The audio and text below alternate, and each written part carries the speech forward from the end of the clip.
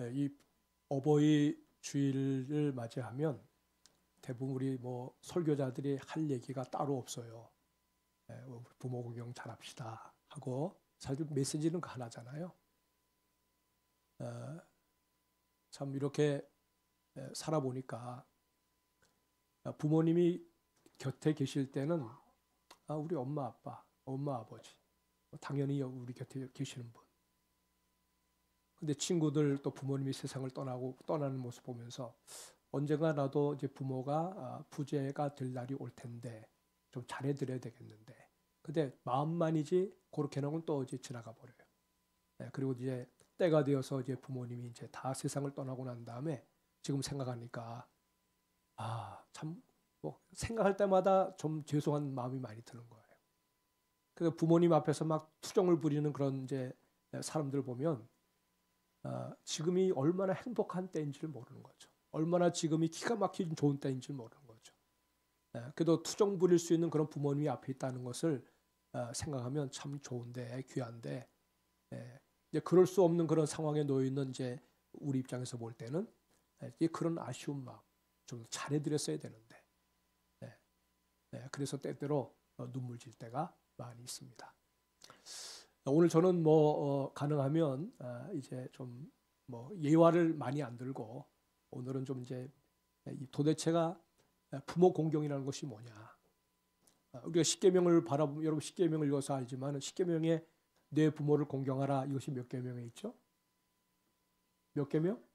네, 5계명이 있습니다. 5계명이 있습니다. 나 외에 다른 신을 내게 두지 말라 몇 계명? 몇 계명? 너무 쉬워서 그거 질문도 하지 마시라는 표정이에요. 자, 1계명이죠. 2계명은 우상 숭배, 나를 위해서 다른 신상 상을 만들지 마라. 3계명은 하나님 이름 망령 때 일컫지 마라. 4계명은 안식일을 기억하여 거룩히 지켜라. 5계명은 내 부모를 공경하라. 6계명은 살인하지 말라. 7계명은 간음하지 말라. 8계명은 도둑질하지 말라. 9계명은 거짓말하지 마라. 10계명은 탐내지 마라. 그거죠. 네. 확신을 가지고 대답하세요. 틀리더라도 확신을 가지고 대답해야지. 네. 다음 주에 시험 봐야 되겠어요. 여러분 이 10계명을 가만히 들여다보면 이걸 어디서 풀어야 좋으냐. 1계명에서 풀어나가야죠. 라고 생각해요. 어떤 사람은 뭐 다른 구절 가지고 얘기하는데 제가 생각할 때는 10계명을 푸는 열쇠가 있어요. 그게 뭐냐? 5계명부터 풀어야 되는 거예요. 5계명. 5계명이 뭐라고 그랬죠? 내 부모를 공경하라. 이게 10계명을 푸는 열쇠예요. 그게 왜 10계명을 푸는 열쇠냐? 이렇게 말하는데 우리가 이제 1계명부터 4계명까지는 하나님과 관계되는 거예요. 하나님을 어떻게 예배할 거냐? 하나님을 어떻게 신앙할 거냐? 이거예요. 그 다음에 이제 6계명부터 10계명까지는 이웃과의 윤리 문제예요. 이웃과 어떻게 살아야 되느냐. 사람과의 관계잖아요. 그러니까 하나님과 사람과의 관계를 이렇게 이어주는 한가운데 있는 계명이 뭐냐. 그게 5계명입니다. 내 부모를 공경하라. 이걸 여러분에게 오늘 제가 이제 가르쳐 드리려고 그래요. 그리고 혹시 만약에 이 말씀의 맥을 여러분이 잡는다 그러면 아마 10계명을 바라볼 때마다 이게 탁 풀려질 거라고 저는 생각을 합니다. 이 부모 공경이 한마디로 양쪽에 다 영향을 줍니다. 자, 우리 하늘에는 누가 계세요? 하늘 아버지가 계세요. 땅에는 누가 계십니까? 땅에는 우리 육신의 부모가 계세요. 하늘의 하나님은 눈에 보이지 않습니다. 영원합니다. 또 육신의 아버지는 눈에 보입니다. 영원하지 않습니다. 잠시 있다가 그냥 패스트 어웨이 지나가 버립니다. 하늘 아버지는 사실 당신이 지은 백성들로부터 공경받기를 원하세요. 하나님은 우리 영의 아버지시잖아요. 공경받기 원하세요. 근데 이 하나님을 공경하는 하나님을 공경받기 원하시는데 그것을 이제 누구를 통해서 받게 하시기 원하시냐? 하나님의 형상대로 지은 인생들이 번성하면서 가정을 이루고 또 아비가 되잖아요. 아비가 되고 또 자식이 됐다 아비가 되고 또 후손들이 물려주는 거잖아요. 그러니까 부모를 공경하는 걸 통해서 하나님은 부모 공경을 통해서 하나님이 공경받는 그런 하나님 되기를 원하세요. 그러니까 부모 공경을 함으로 말미암아 비로소 우리가 하늘 아버지를 공경하게 된다. 그거예요. 이게 사실 핵심인 거예요. 여러분, 우리가 부모를 공경하는 거 사실 이것은 하나님의 권위에 순종하는 사람이 되게 하는 거예요. 에베소서 6장 1절에 아까도 말씀을 드렸습니다마는 자녀들아 주 안에서 내 부모를 공경하라, 순종하라. 또 내 아버지와 어머니를 어떻게 하라고요? 네? 네. 공경하라. 이것이 약속 있는 첫 계명이라고 그랬거든요. 거기에 보면 성경은 뭐라고 명령하고 있어요. 명령하고 있어요. 하나님이 그렇게 하라는 거예요. 네. 내가 하고 싶을 때는 하고 하고 싶지 않을 때는 안 하는 게 아니라 부모 공경은 하나님의 명령이라는 거예요. 이걸 자녀들한테 가르칠 필요가 있는 거죠. 자녀들은 부모를 통해서 처음으로 권위에 순종하는 법을 배웁니다. 부모들이 가르치잖아요. 그거 하지 마라. 내 말 들어야 돼. 이렇게 하면서 아이들이 권위가 뭔지를 알게 된 거잖아요. 그래서 이것을 배우면서 또 뭘 배우냐면 하나님의 권위에 순종하는 법을 배우게 되는 겁니다. 부모 공경하는 법을 통해서 하나님께 순종하는 법을 배우게 되는 거예요. 이게 순서란 말이에요. 우리 하나님은 세상의 모든 것의 근원이십니다. 권위의 근원이세요. 네. 근데 부모 공경은 뭐냐? 부모 공경은 그 하나님이 모든 권위의 주님이시라는 것을 아는, 그러니까 그 권위로 들어가는 첫 번째 통로입니다. 그러니까 부모 공경을 배우지 않고는 하나님을 공경하는 그 세계로 들어갈 수가 없다. 그거예요. 부모 공경을 해보지 못한 사람이 나는 하나님을 공경합니다라고 말하면 거짓말이죠. 부모 공경을 통해서만이 하나님 공경하는 법을 배우게 되는 거예요. 그래서 여러분 성경은 이 부모 공경이 얼마나 중요하냐면 하나님의 창조 질서의 중요한 핵심 역할을 한다고 얘기했어요. 하나님이 사람을 창조하시고 그 다음에 뭐라고 명령하셨냐면 땅에 번성해라, 땅에 충만하라고 그랬어요. 하나님이 아담과 하와는 직접 지으셨지만은 그 다음에 태어나는 후손들은 누굴 통해 짓느냐? 아담과 하와 그 후손을 통해서 짓는 거예요. 네. 처음 시작은 하나님이 하셨지만은 두 번째부터는 그 모든 권위를 누구한테 위임하시느냐면 사람에게 위임하세요. 부모가 되니까 부모가 자녀를 낳잖아요. 그 자녀가 성장해서 또 자녀를 낳잖아요. 이렇게 되는 거예요. 그래서 점점점 땅에서 인생들이 점점 번창하면서 그 다음에 그냥 온 세계가 하나님의 피조물들로 채워지게 되는 거죠.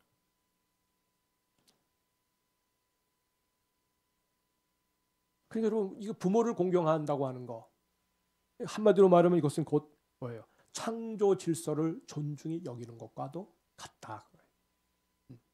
부모 공경을 왜 해야 되는데 몰라 그냥 하나님대로 하는 거야. 그게 아니고 부모를 공경하는 것은 곧 하나님이 창조하신 모든 이 창조 질서를 존중히 여기는 고백과도 같은 거예요. 때때로 부모에게 반항하는 우리들입니다. 부모에게 반항하는 것이 뭐냐? 단지 개인의 문제를 넘어서 가지고 하나님이 정하신 창조 질서를 도전하는 거예요. 그거예요. 또 여러분 부모 공경은 공동체를 만듭니다. 가정 공동체를 만들잖아요. 여러분 뭐 그냥 자녀들이 어떻게 해서 나옵니까? 뭐 일반 동물의 세계에서는 짝짓기를 해가지고 그냥 막 강제로 막 강탈하고 뺏어가고 싸우고 난리치지만 하나님의 형상대로 지은 세상 속에서는 하나님이 명하시고 그 다음에 제도를 만드셨어요. 결혼이라는 제도를 만드셨어요. 그래서 공동체가 이루어지잖아요. 그 공동체 안에서 자녀들이 출생하고 그래서 점점점 그렇게 가정을 이룰 때마다 공동체가 생겨나잖아요. 그리고 또 그 공동체에서 신앙을 배운단 말입니다. 아담을 창조하시고 난 다음에 하나님이 가정을 이루게 하셨는데 하나님께서 그 가정에 명령하셨어요.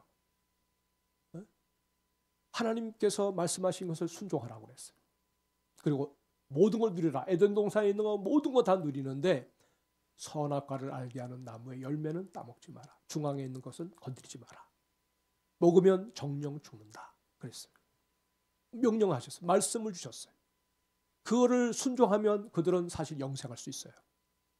예? 근데 사실 실패했잖아요. 아담과 하와가 유혹에 넘어갔잖아요. 그러니까 여러분, 부모님은 자녀들에게 말씀을 공급하고 또 믿음을 물려주는 신앙의 계승자들인 거예요. 지금 남들이 우리에게 그런 신앙을 계승해 주는 게 아닙니다.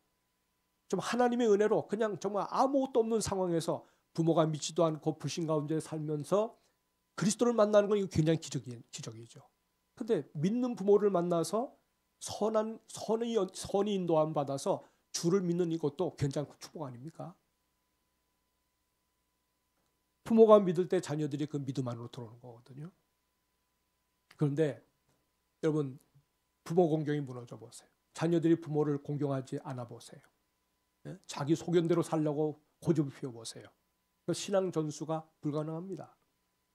그리고 그런 가정 공동체는 그래서 결국 가정 공동체가 무너지는 경우가 얼마나 많은지 모릅니다. 신명기도 보니까 이 율법책을 내 자녀에게 부지런히 가르치라고 그랬어요. 부지런히 말하고 가르치라.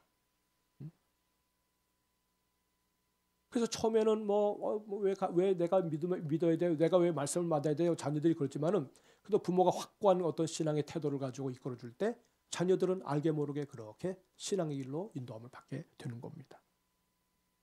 그래서 부모 공경은 하나님을 경외하는 첫걸음입니다. 첫걸음. 이 걸음을 통해서 하나님의 약속에 참여하게 되고 또 주님의 그 복을 자손 만대에 누리는 그런 축복의 길로 나갈 수가 있는 겁니다. 그러니까 우리는 부모 공경하면 단순한 윤리 차원의 얘기가 아니에요. 믿지 않는 사람들도 얘기하죠. 부모 공경해야 돼 얘기하지만 왜 해야 됩니까? 무조건 하는 거야. 우리는 그게 아니에요. 부모 공경은 하나님께서 창조 질서를 지탱하는 중요한 기초라고 얘기하고 있는 거예요. 이것을 빼버리면 어떻게 창조 질서가 무너집니다. 세상이 무너집니다. 부모 공경이 점점점 시들해지고 희박해지니까 어떻게 해요? 부모를 거역하는 그런 풍조가 만연해오고 있어요. 자기 부모한테도 꼰대라고 얘기하잖아요. 뭘 얘기하려고 그러면 막 그냥 부모에게 막 대들면서까지 간섭하지 말라고 하는 그런 자녀들이 얼마나 많이 늘어나고 있습니까?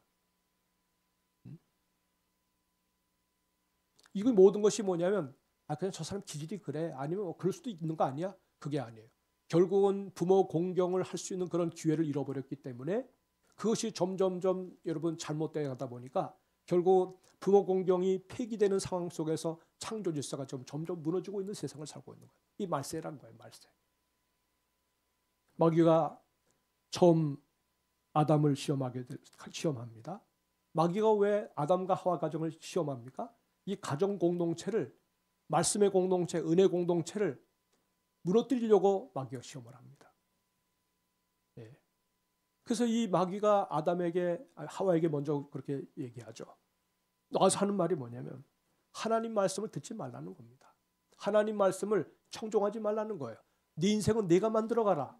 하나님 말씀 듣지 마라. 넌 자유함으로 살아라. 왜 하나님이 너에게 자꾸 순종하라 하는 줄 아느냐? 네가 순종하면 하나님 말씀을 어기면 너희가 하나님처럼 될까 봐. 그러니까 말씀을 그냥 순종하라고 하는 거지.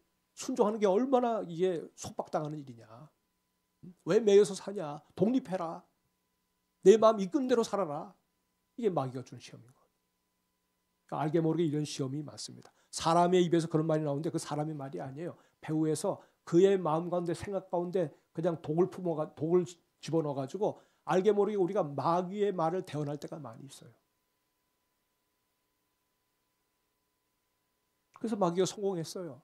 그래서 아담과 하와의 가정이 타락했습니다. 그 후손들 속에 DNA가 있어요. 무슨 DNA입니까? 부모 공경, 결국 부모 공경을 폐하니까 하나님 공경에서 떨어져 나가잖아요. 그런 쓴뿌리가 있는 거예요. 네? 그렇게 하지 못하도록 마귀가 우리 안에 DNA에 그런 걸 심어놨다 그 말이에요. 마귀는 그 다음부터는 어떻게 시험합니까? 부모를 타깃으로 삼아서 부모와 자식 간을 이간시켜버립니다. 부모 말 듣지 마라. 넌 성년의 나이 아니냐. 거기서 나와라.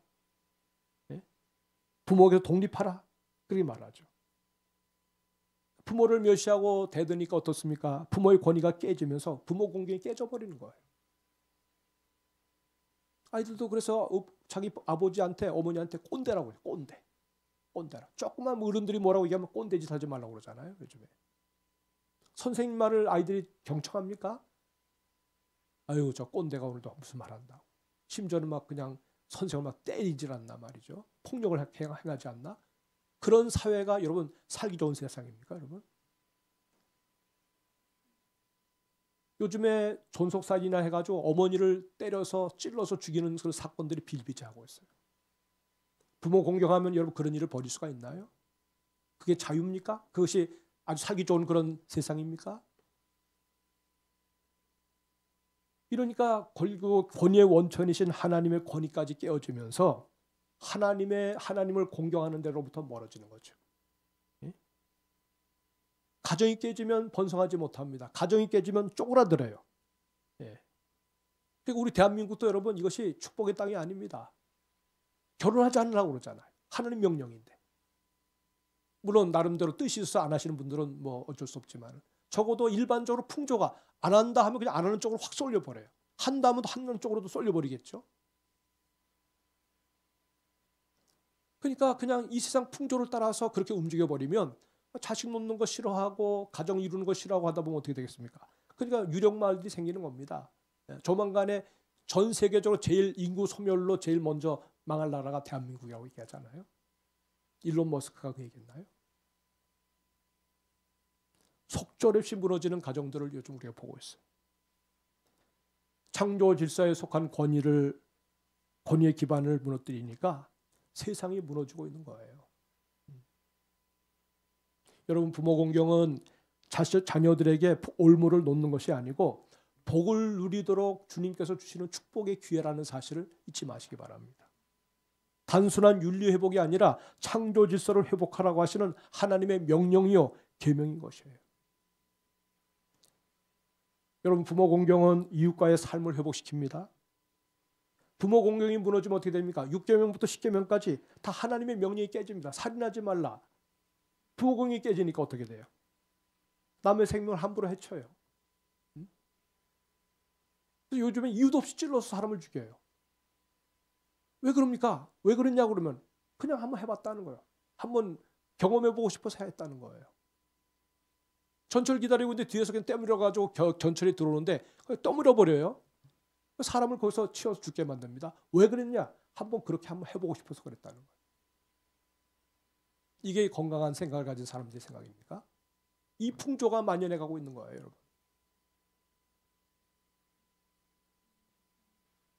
여러분. 뭐 간음하지 말라, 뭐 도둑질하지 말라.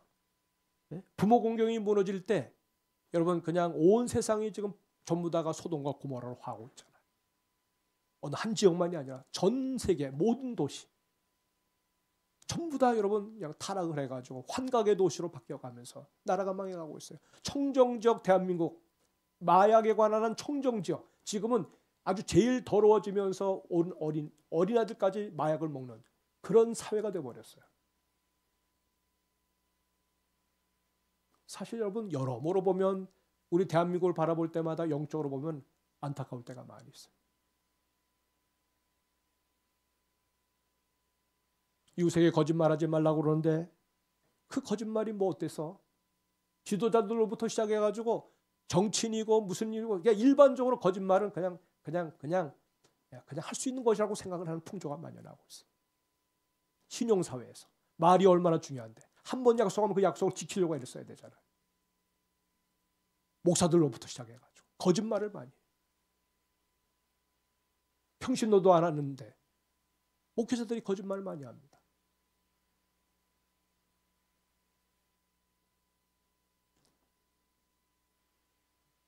여러분 마지막 절이 뭐냐면 내 이웃의 것을 탐내지 말라고 그래서 탐심이에요. 탐심 품지 말라. 탐심을 품으면 어떻게 됩니까? 다 모든 계명이 다 깨져버려요. 탐심을 한번 집어넣어 보세요. 하나님 나 외에 다른 신 섬기지 말라. 탐심이 들어가니까 다른 하나님보다 더 좋은 것이 막 생겨 보여. 거기 마음 뺏기니까 어떻게 해요? 망하는 거예요. 오늘 성경에도 뭐라고 말합니까? 부모님이 자녀들에게 다른 거 주지 말고 내 마음을 나한테 달라고 그러잖아요. 내 마음을 나한테 달라. 하나님 우리에게 뭘 얘기하시겠어요? 내 마음을 좀 나한테 달라.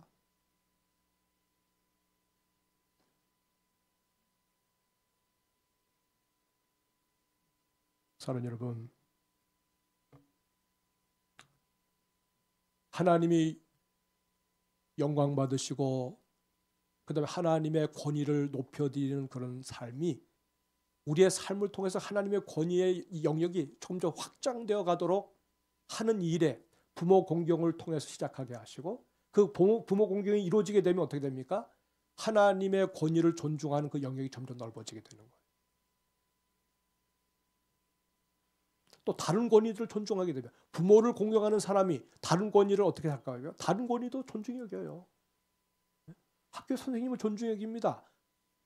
또 교회 오면 선생님을 존중히 여겨요. 목회자를 존중히 여깁니다. 또 존중히 여김 받는 사람도 또 다른 사람들 또 같은 마음으로 존중히 여겨요. 여러분 상호 순환작용으로 선이 이렇게 막 만들어지면 그 시너지 효과가 얼마나 대단하겠어요. 안 좋은 쪽으로 그냥 딱 물려버리면 금방 망가지지만 선한 쪽으로 방향을 틀어버리면 어떻게 해요? 금방 시너지 효과 때문에 공동체가 확 살아나 버리는 거거든요. 대한민국이 살 수 있는 길은 바로 그거예요. 하나님을 공경하는 주의 백성들이 정말 그 마음 가지고 하나님 앞에 기도하고 그 마음 가지고 우리가 말하고 생각을 품고 살아가면 하나님이 이 땅을 그냥 순간적으로라도 얼마든지 바꾸시는 능력이 하나님께 있음을 믿으시기 바랍니다.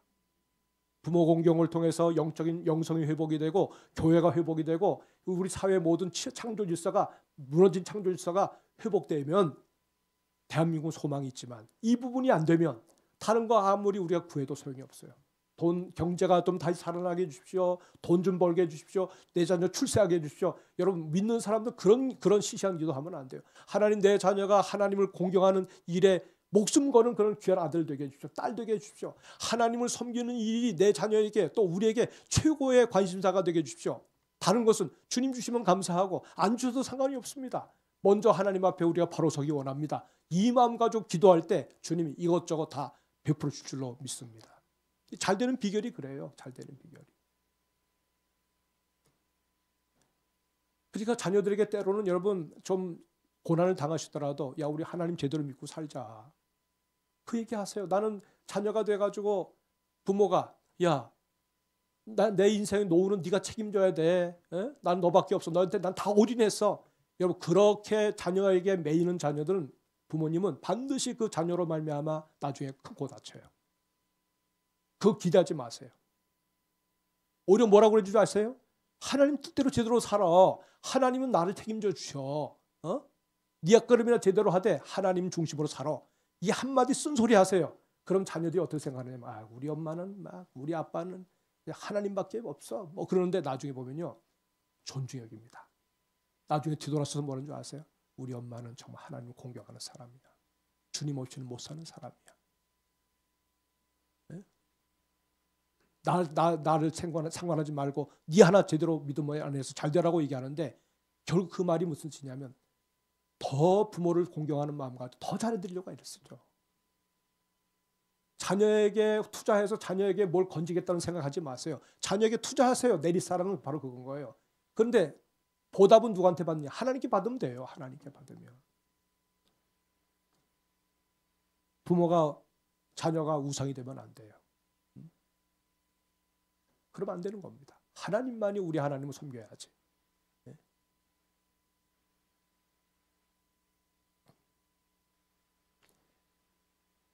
사랑하는 여러분, 결국 이 부모 공경, 우리가 이 성경, 이 창세기, 십계명을 바라다 보면 결국 하나님께 대한 신앙과 또 이웃과의 관계 속에서 윤리를 어떻게 실천하며 살 것이냐는 건데 이 부모 공경이 거기에 연결점을 가지고 있다고 얘기했죠.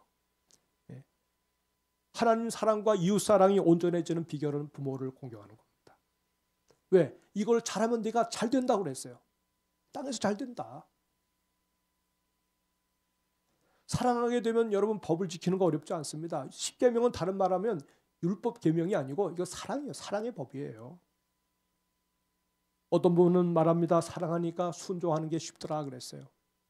주님을 섬기면서 순종하는 게 정말 어려워서 못하겠어요 하는 사람은 사랑을 경험하지 못해서 그래요. 사랑해 보세요. 누구를 사랑해 보세요. 그럼 어떻게 됩니까? 그를 위해서 우리가 아끼는 거, 뭐 우리가 수고하는 거, 힘든 거, 그게 짐입니까? 즐거움이죠. 주님 사랑하기 때문에 주님을 위해서 우리의 인생을 드려보세요. 그것이 짐입니까? 즐거움이죠. 순종이 제일 쉬운 거예요, 사실은 보면. 우리의 욕심이 많고 탐심이 많고 그래서 우리 사랑의 이 샘이 말라버리니까 그러니까 모든 게 힘들고 어려운 거예요. 짜증만 나고 아무리 돈 많이 벌어도 만족감이 없어요. 온갖 문명의 이기를 가지고 살아도 그 마음에 충만한 만족이 없어요. 참 행복이 없어요. 진정한 사랑인 그리스도가 우리를 사로잡을 때, 그 주의 사랑이 내 마음을 사로잡을 때, 충만할 때 비로소 우리가 살아가는 세상이 이 땅에서도 아무리 힘들어도 바로 그 자리가 천국이고 하나님의 통치가 실현되는 장소가 된다는 것을 믿으시기를 바랍니다. 사랑하는 여러분, 결국 우리가 이렇게 하나님의 사랑을 경험하게 되면 부모 공경하게 되죠. 그러면 여러분 부모를 공경하는 마음 가지고 내 이웃을 바라보세요. 그 이웃이 바로 내가 되는 거예요. 왜? 성경은 말합니다. 내 이웃을 누구처럼 사랑하라? 네, 자신처럼 사랑하라. 자신과 같이 사랑하라. 그의 몸이 바로 내 몸이라고 생각해 보세요. 그가 아픈 것이 내가 아픔이라고 생각해 보세요. 그가 지금 공고한 것이 내 공고함이라고 생각을 해보세요. 상대편이 잘 되는데 괜히 배가 아프고 상대가 잘 되는데 그냥 뭔가 그냥 짜증이 나고 그러면 여러분 하나님의 이웃사랑, 이 이웃사랑이 그 안에서 역사하지 않고 있는 거예요.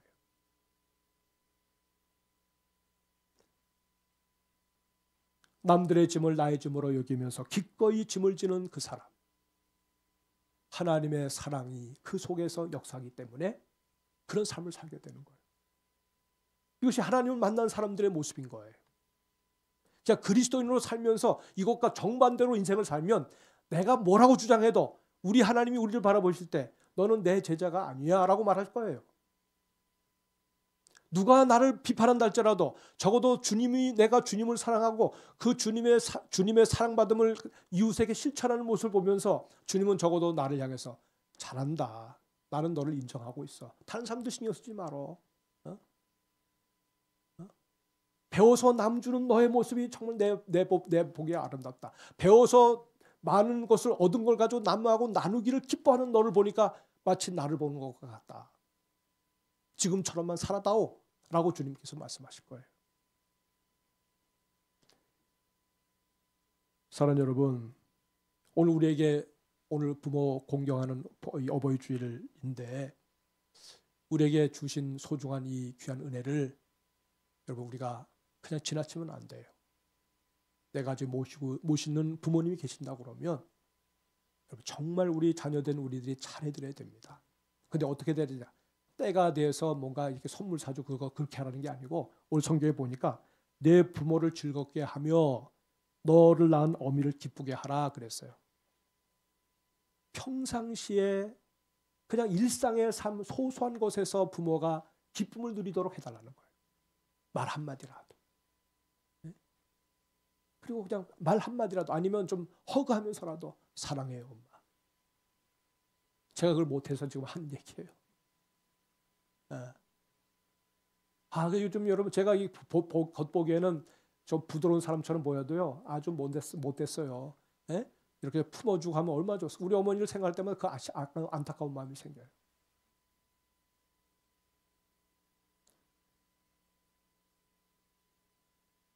부모를 절대로 방치하면 안 돼요. 마음적으로 방치하면 안 돼. 마음적으로.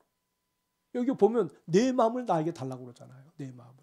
뭐 선물을 구하는 건 아닙니다. 뭐 구하는 건 그냥 내 마음을 나한테 달라. 좀 시간이 좀 지나서 죄송합니다. 한 가지만 얘기할게요.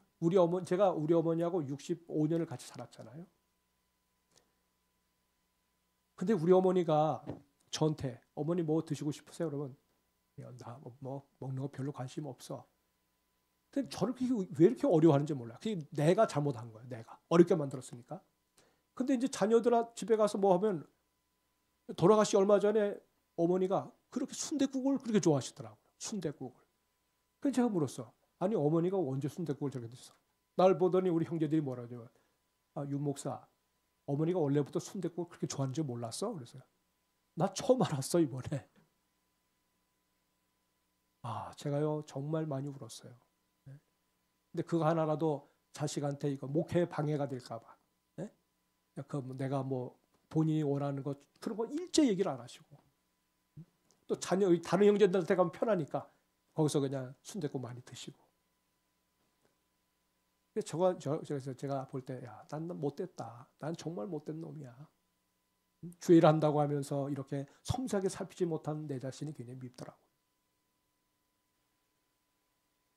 마음을 알아주고 위로해주고 또 함께하는 것에서 기쁨을 누리도록 그렇게 만들어드릴 사명이 책임이 부모 공경한다고 생각하는 여러분에게 있다는 것을 잊지 마셔야 합니다. 또 부모님이 세상 떠났다고 해서 그것이 여러분 끝난 거 아니에요. 이 땅의 부모 세대로 살아가시는 분들을 정말 마음을 다해서 공경하고 존중히 여기고 또 그렇게 살면 되는 거죠. 살면. 부모 공경을 회복함으로 말미암아 우리 자신이 그 축복의 자리에 우리가 서게 되고 또 우리로 인해서 많은 사람들이 그 축복의 대열에 합류할 수 있도록 그 역할을 잘 감당해서 복음을 증언하면서 살아계신 우리 하나님을 공경하는 많은 세대들이 주 앞으로 모이도록 그 역할을 감당하는 분들이 다 되시기를 주의 이름으로 축복합니다. 아멘.